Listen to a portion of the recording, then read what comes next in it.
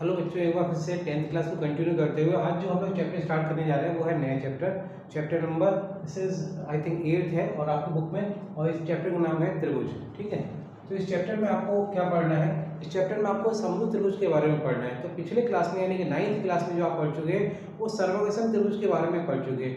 तो एक बार हम लोग डिस्कस कर लेते हैं पिछले क्लास में हमने क्या पढ़ा था। तो सबसे पहले हम लोग देखते हैं सर्वगसम आकृतियाँ। तो सर्वगसम आकृतियाँ कौन सी होती हैं? कि वे आकृतियाँ जिनका आकार कैसा होता है? समान, और जिनकी एक तरह से अमाप जो होती है, इसे हम कह सकते हैं अमाप कैसी होती है, वो भी समान। ठीक है, जो आकार होता है उसे इंग्लिश में कहते हैं शेप, और जो अमाप है उसे इंग्लिश में कहते हैं साइज। तो वे आकृतियाँ जिनका कि आकार समान है और अमाप समान है वो कैसी आकृतियाँ कहलाती हैं? सर्वगसम आकृतियाँ कहलाती हैं। उदाहरण के लिए अगर बात करें तो आप लोग इस्तेमाल करते हैं 1 रुपये का सिक्का। तो 1 रुपये का जो सिक्का होता है और एक दूसरा 1 रुपये का सिक्का, अगर ये दोनों को हम देखें तो ये दोनों सिक्के जो होते हैं एक से होते हैं। उसके अलावा जितने भी नोट होते हैं, अगर उन नंबरों को हम ना ध्यान दें तो नोट के साइज वगैरह को अगर देखें तो और ठीक है, तो वो उनकी आकृति और आकार यानी कि अमाप और आकार उनका कैसा हो जाएगा? समान। तो ये सारी वो एग्जाम्पल हैं जो सर्वगसम आकृतियों के हैं। तो सर्वगसम त्रिभुज कैसे होते हैं? सर्वगसम त्रिभुज की अगर बात करें, सर्वगसम त्रिभुज ये हम लोग 9th क्लास में डिस्कस कर रहे हैं। सर्वगसम त्रिभुज कैसा होता है? इसमें भी यही चीज आ जाएगी, वह त्रिभुज जिसका आकार कैसा हो? समान, और अमाप कैसी हो? समान। तो वे त्रिभुज कैसे होते हैं? सर्वगसम त्रिभुज होते हैं। यदि हम ये मान लेते हैं यदि त्रिभुज ABC व त्रिभुज DEF कैसे हैं? हम ये मान लेते हैं सर्वगसम त्रिभुज हैं, सर्वगसम त्रिभुज है। अगर ये हमने मान लिया कि ABC और DEF सर्वगसम त्रिभुज है तो इनको जो प्रदर्शित करने का तरीका होता है ABC सर्वगसम त्रिभुज DEF। तो इस तरीके से हमने यहाँ इसके बारे में हम लोग 9th क्लास में पढ़ चुके हैं काफी कुछ। तो इस बार जो हमें यानी कि 10th क्लास में जो हमें पढ़ना है वो है समरूप त्रिभुज के बारे में। तो अब हम लोग आते हैं समरूप के बारे में। समरूप क्या होता है?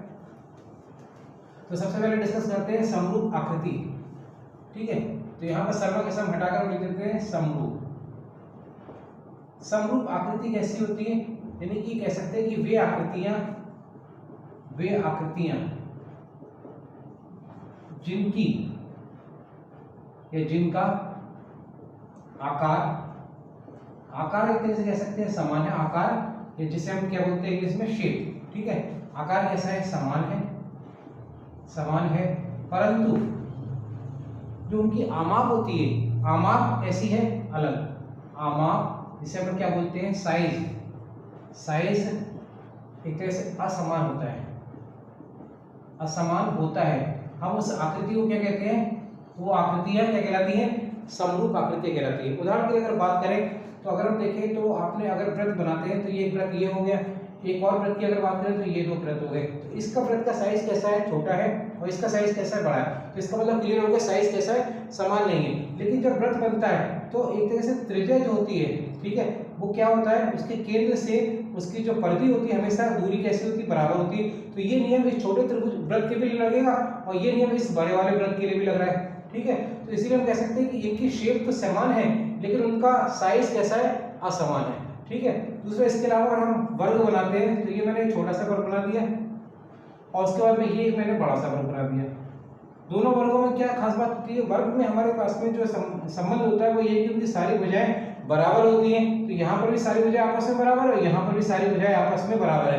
प्रत्येक कोण 90 डिग्री का होता है, यहाँ पर भी प्रत्येक कोण 90 डिग्री का है। बस अंतर किस चीज का? अगर हमने इस वर्ग की भुजा को मान लीजिए 2 सेंटीमीटर ले लिया है और इसकी भुजा को हमने 4 सेंटीमीटर ले लिया, तो केवल अंतर किस चीज का हो गया? वो हो गया अंतर साइज का, यानी कि अमाप का अंतर हो गया। तो ऐसी आकृति जिनका अमाप डिफरेंट हो, अलग अलग हो, यानी कि असमान हो, वो आकृतियां क्या कहलाती हैं? समरूप आकृतियां कहलाती है। ठीक है, इसके अलावा एक समबाहु त्रिभुज का भी एग्जांपल ले सकते हैं। समबाहु त्रिभुज की अगर हम लोग डिस्कस करें तो कैसा होता है समबाहु त्रिभुज? जिसकी प्रत्येक भुजा कैसी होती है? बराबर, और प्रत्येक कोण कितना होता है? 60 डिग्री का होता है। अगर हमने इसकी भुजा की माप जो है मान लीजिए 1.5 सेंटीमीटर ले ली और एक ऐसी है हमने फिर से एक समबाहु त्रिभुज बना दिया है, तो आप देखिए ये भी कोण 60 डिग्री का हो जाएगा, ये भी कोण 60 डिग्री का हो जाएगा, ये भी कोण 60 डिग्री हो सकता है। ये जो भुजा मैंने ली वो 4 सेंटीमीटर ले ली। तो केवल यहाँ पर भी देखें तो आकृति एक तरह से आमाप में डिफरेंस हो गया, यानी कि एक तरह से साइज अलग हो गया, बाकी आपके पास में कोई अंतर नहीं है। ठीक है, तो आप कह सकते हैं कि समरूप त्रिभुज क्या होते हैं। अगर हम लोग डिस्कस करें तो समरूप त्रिभुज जो हमें चैप्टर में पढ़ना है, समरूप त्रिभुज, तो आप कह सकते हैं कि वे त्रिभुज जिनका आकार यानी कि शेप समान है परंतु आमाप यानी कि साइज असमान होता है, समरूप त्रिभुज कहलाते हैं। अगर हम ये मान लेते हैं कि माना त्रिभुज ABC व त्रिभुज DEF समरूप त्रिभुज है, अगर हम ये मान लेते हैं कि ये दो त्रिभुज समरूप त्रिभुज हैं, अगर हमने ये मान लिया ये दो त्रिभुज समरूप त्रिभुज है, तो इसका मतलब ये निकल कर आ रहा है कि जो हमारे पास में सबसे पहले डिस्कस करें कि कैसे प्रदर्शित करते हैं, तो त्रिभुज को इस तरीके से जो प्रदर्शित करते हैं समरूप त्रिभुज को, वो है तरीका ABC समरूप का ये साइन होता है और DEF, ठीक है, ये एक तरीके से इस तरीके से प्रदर्शित करते हैं। ठीक है, उसके बाद में हम डिस्कस करें कि ये त्रिभुज, अगर हम बात करें कि समरूप त्रिभुज की विशेषता की अगर बात करें, समरूप त्रिभुज की विशेषता की त्रिभुजों की विशेषता, तो अगर समरूप त्रिभुज की विशेषता की बात करें तो हमारे पास में सबसे पहले काम करते हैं, दोनों त्रिभुजों को हम बना लेते हैं। तो एक त्रिभुज ये है और दूसरा त्रिभुज हमने ये मान लिया DEF, ये वाला त्रिभुज हो गया। ठीक है, इस त्रिभुज का नाम हमने ABC मान लिया और दूसरा त्रिभुज ये DEF मान लिया। अब अगर इन दोनों त्रिभुजों में हम कंपेयर करें यानी कि तुलना करें तो क्या देखेंगे, ठीक है, क्योंकि जब ये त्रिभुज समरूप होंगे तो हमारे पास में हम देखेंगे कि अगर ये त्रिभुज ABC के समरूप में त्रिभुज DE है तो कोण A जो होगा उसका मान वही होगा कोण B के मान के बराबर होगा, कोण B का मान जितना होगा उतना ही कोण E का मान होगा और कोण C का मान जितना होगा तो कोण F का मान होगा। तो याद रखिएगा जब भी हमारे पास में ABC को लिखे तो इनको भी उसी क्रम में लिखना चाहिए जिस क्रम में समानता का नियम लग रहा हो। जैसे A के समान क्या हुआ था D, B के समान क्या हो रहा है E और C के समान F, तो ये उसी क्रम में आना चाहिए। तो पहली चीज तो है कोण बराबर होने चाहिए और जो उनकी भुजाएं हैं वो कैसी होनी चाहिए, उनका अनुपात बराबर होना चाहिए। तो एक चीज तो ये होगी। दूसरी चीज अगर उनकी भुजाओं की बात करें तो अनुपात से मतलब है, अगर अनुपात की बात करें तो AB का DE के साथ में जो अनुपात होगा वही अनुपात BC का EF के साथ में और वही अनुपात AC का DF के साथ में होना चाहिए। तो हमारे पास में समरूप त्रिभुजों की जो विशेषताएं हैं वो है दो प्रकार की। एक तो जितने भी कोण होंगे वो आपस में कैसे होंगे, बराबर होंगे, और उनकी जो भुजाओं के अनुपात होंगे वो क्या होंगे, आपस में बराबर होंगे। तो ये समरूप त्रिभुजों की ये विशेषताएं हैं। ठीक है, अब हम लोग आगे बढ़ते हैं। तो अब सबसे पहले अगर डिस्कस करें तो एक्सरसाइज ये आपके पास में गिवन है, पहली वाली एक्सरसाइज आई थिंक 6.8.1 एक्सरसाइज है ये चेक कर लीजिएगा आप कौन सी एक्सरसाइज है ये एनसीईआरटी के हिसाब से। तो उस एक्सरसाइज में जो पहला क्वेश्चन दिया हुआ है वो ये दिया हुआ है कि सभी जितने भी व्रत होते हैं, सभी व्रत, ठीक है, यहाँ पर फिलिंग द ब्लैंक्स दिया हुआ है, कैसे होते हैं, समसम होते हैं कि समरूप होते हैं। तो आप बता सकते हैं कि समरूप होते हैं, सभी व्रत समरूप होते हैं। ठीक है, यहाँ पर ये फिलिंग द ब्लैंक्स में चूज करना था। सेकंड पार्ट ऐसे ही जितने भी वर्ग होते हैं सभी वर्ग वो भी आप जानते हैं कैसे होंगे, वो भी समरूप होते हैं, सभी वर्ग समरूप होते हैं। ठीक है, तीसरा है सभी समबाहु त्रिभुज, जितने भी समबाहु त्रिभुज होते हैं वो भी समरूप होते हैं, ये भी समरूप आप लिख देंगे, समरूप होते हैं। ठीक है, और अगर हमारी बात की जाए जो मैंने अभी आपको नियम बताया था कि हमारे पास में अगर दो आकृतियां हैं, यानी कि अगर चाहे त्रिभुज की बात करें और ये जो चतुर्भुज है वो भी हो सकता है, ये हो सकता है दो चतुर्भुज लिए मैंने, मान लीजिए दो चतुर्भुज ले लिए मैंने, दो चतुर्भुज, ये चौथा पार्ट ये चतुर्भुज यदि समरूप है तो उनके जो कोण होंगे, उनके कोण वो कैसे होंगे, तो मैंने आपको बताया था बराबर होंगे।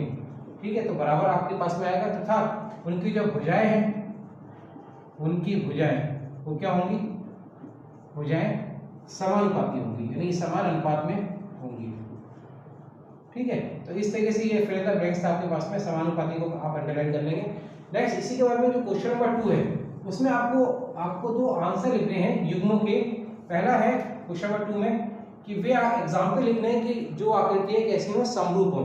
तो समरूप आकृतियों के दो एग्जाम्पल लिखने तो आप दो व्रत बना सकते हैं, एक व्रत ये हो गया छोटा, एक व्रत बड़ा हो गया। तो ये दोनों आकृति, एक पहली आकृति हो गई इसमें ये छोटा व्रत है, बड़ा व्रत है, ठीक है, समरूप हो गया।